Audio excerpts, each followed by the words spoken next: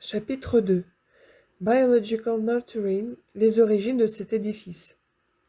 Le BN a été développé au cours des 20 dernières années à partir de mon expérience personnelle et clinique, de recherche et de projets de formation continue. Avant d'examiner la recherche qui étudie pourquoi le BN fonctionne, il est nécessaire de revenir aux racines ou aux origines de cette approche.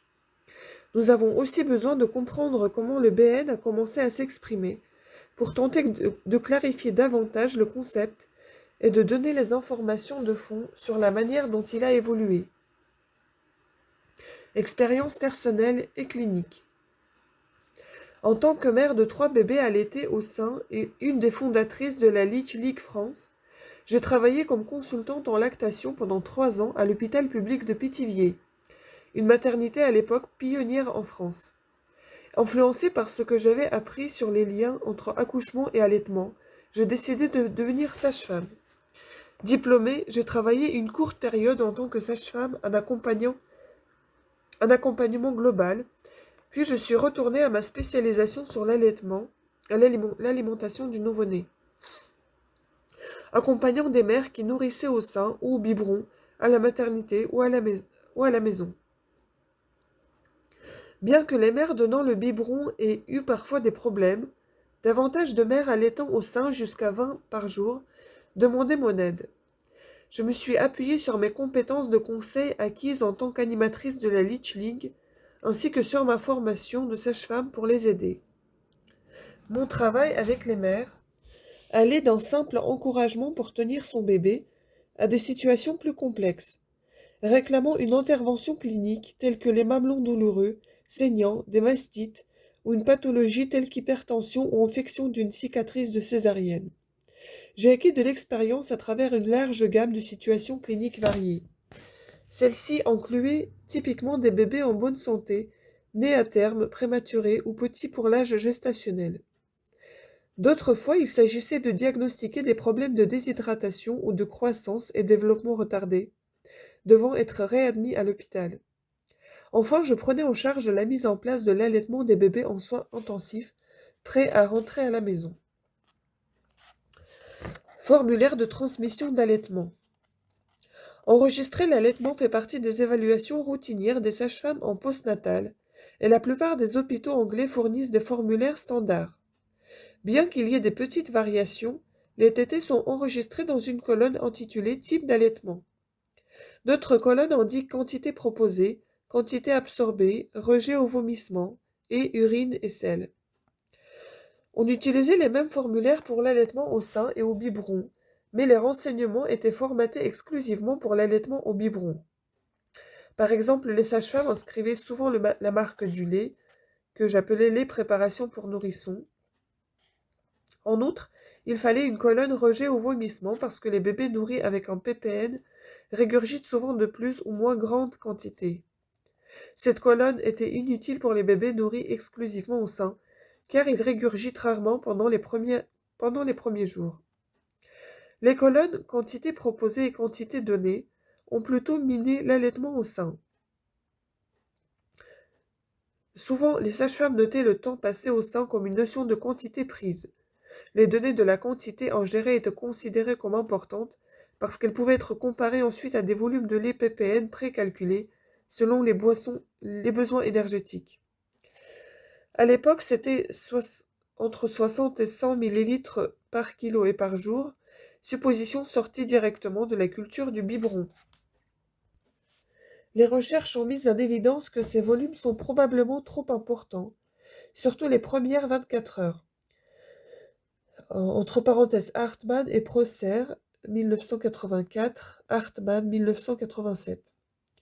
De plus, les recherches plus récentes montrent que ces grandes quantités de lait ppn peuvent avoir un impact négatif sur les processus physiologiques impliqués dans l'adaptation métabolique. Entre parenthèses De Roy et Howden, 2002, Howden, Ward Platt et Ainsley Green, 1992. Pourtant, ces volumes-là servaient bien de référence habituelle pour renseigner toutes les évaluations de santé du nouveau-né. Les formulaires de transmission en eux-mêmes semblaient semer les graines de doute, encourageant les compléments avec un lait ppn, même quand les bébés nourris au sein avaient l'air de bien se porter. J'ai souvent été découragée par le temps perdu à barrer les titres des colonnes de formulaires de transmission et à expliquer aux mères les vrais paramètres de l'allaitement au sein. Voir les figures 1 et 1A des formulaires traditionnels et typiques de transmission d'allaitement. Une vidéo innovante et inspiratrice. Les choses ont commencé à changer pour moi quand j'ai vu la vidéo Naissance et premières tétées. Entre parenthèses, Regard et France, 1992. À cette époque, j'étais sage-femme, conseillère en alimentation du bébé, responsable de 2 services postnatals dans un grand hôpital de Londres. Cette vidéo de 6 minutes m'a donné de nouvelles idées pour soutenir l'allaitement.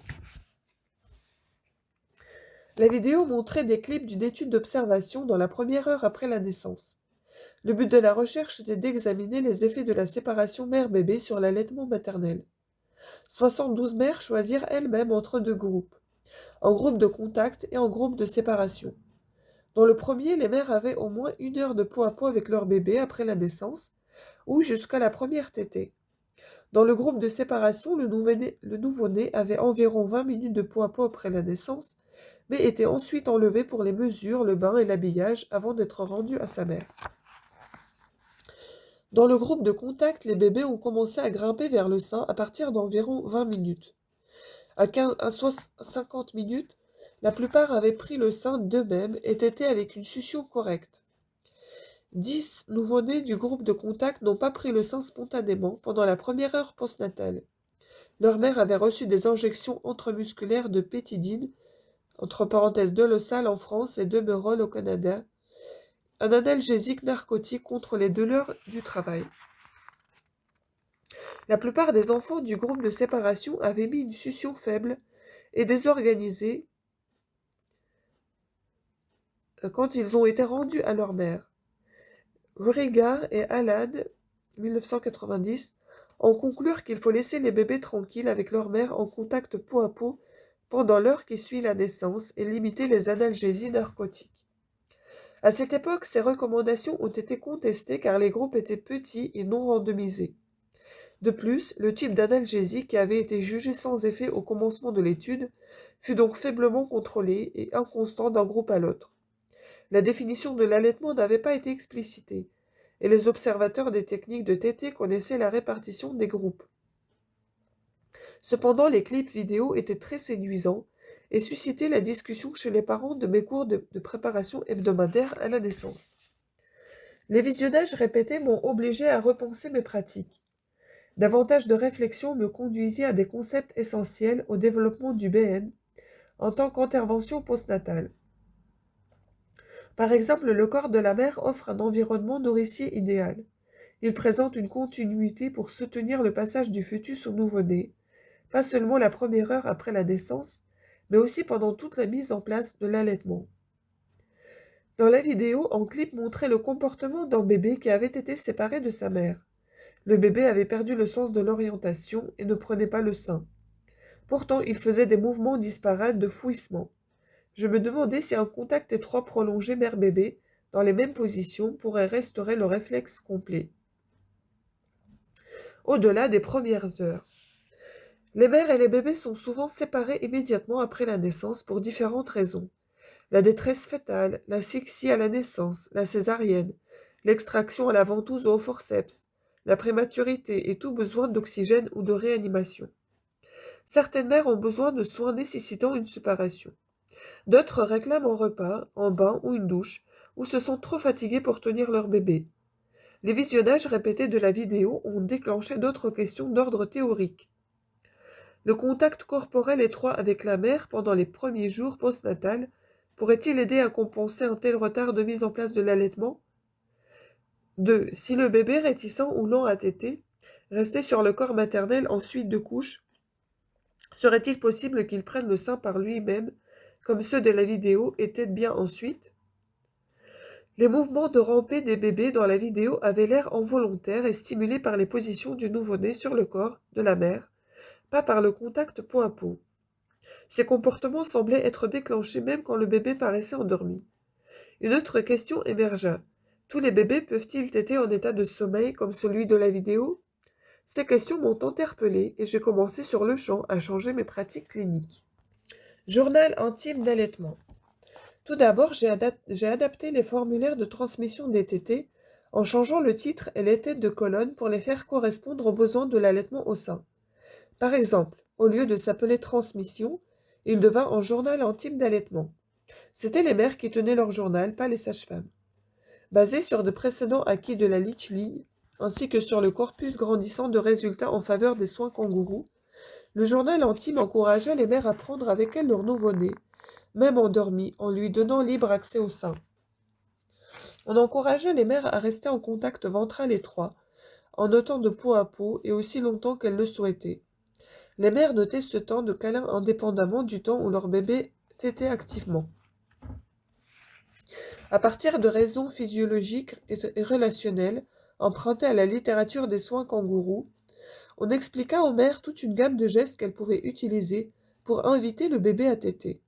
Par exemple, caresser la lèvre du bébé avec le mamelon. On clarifia aussi des signes qu'on peut observer chez le bébé somnolent, qui indiquaient qu'il cherche à téter. Sucer sa main ou ses doigts, les mouvements des lèvres ou de la langue, le claquement des lèvres ou le réflexe de fouissement. On encourageait les mères à chercher ces comportements et à les noter, ainsi que tout autre détail concernant leur relation avec leur bébé. Les journaux intimes d'allaitement révélèrent une association positive entre le temps du câlin et le temps de succion active. Plus les mères avaient de contact câlin avec leur bébé, plus elles les allaitaient. L'apprentissage habituel des premiers jours concernant des compétences traditionnelles à acquérir sur le positionnement du bébé et la prise correcte de sein devint inutile. À la place, on expliqua comment savoir si le bébé a pris assez au sein, voir la fréquence des urines, l'évolution de la couleur des selles, l'évaluation de la température, la couleur et d'autres signes de bien-être néonatal. Enfin, on mettait l'accent sur la relation. Les bébés nés à terme en bonne santé arrivent au monde bien nourris. La priorité clé pendant les premières 24 heures est le plaisir de se découvrir, pas l'ingestion d'une grande quantité de lait. Surmonter quelques obstacles médicaux. Mais était-ce sans risque de permettre à ces mères autant de liberté, sans faire de transmission professionnelle permanente dans le dossier médical et sans gestion par le personnel de santé? Les médecins ont immédiatement soulevé la question de l'hypoglycémie néonatale. Il est bien connu que le cerveau humain est un consommateur obligé de glucose. L'hypoglycémie, définie comme un taux de glucose sanguin inférieur à la norme, est considérée comme un risque pour tout bébé qui n'en gère pas les bonnes quantités, poids, volume énoncés ci-dessus. À cette époque, l'étude de Howden et Cole, 1992, avait été publiée. Ces résultats montraient clairement que le nouveau-né allaitait exclusivement au sein, contrairement à son cousin nourri au biberon, produit des corps cétoniques. Rappelons que les corps cétoniques proviennent de la dégradation des lipides, en particulier des acides gras, et que la cétonie est une condition habituellement considérée pathologique. Néanmoins, les corps cétoniques sont acceptés maintenant comme une source alternative d'énergie pour le cerveau du nouveau-né pendant les 3 premiers jours après la naissance. Howden et ses collègues ont trouvé que le taux de concentration sanguin des corps cétoniques, entre parenthèses qui atteignent un pic au 3e jour, avait une corrélation inverse avec le taux de glucose. Cette capacité de contre-régulation, appelée cétonie néonatale, est unique parmi les mammifères. La recherche sur la cétonie néonatale n'était pas bien connue à l'époque, et les recommandations étaient rarement appliquées dans la pratique clinique. J'ai parlé de cette recherche au médecin, chef de service en néonatologie de l'hôpital, en lui montrant quelques journaux intimes. Ceux-ci a enregistré un suivi d'allaitement suffisamment clair et fréquent pour la convaincre que ses bébés buvaient assez en étant exclusivement allaités au sein. Le journal intime d'allaitement était très efficace pour tous les bébés sains à risque d'hypoglycémie. Voir figure 2 en journal intime d'allaitement. Les journaux intimes révèlent que beaucoup de mères continuaient à garder un contact étroit avec leur bébé et qu'ils tétaient souvent. Beaucoup de mères continuaient à utiliser le journal à la maison et partageaient leur expérience lors des examens cliniques postnatals ou par courrier.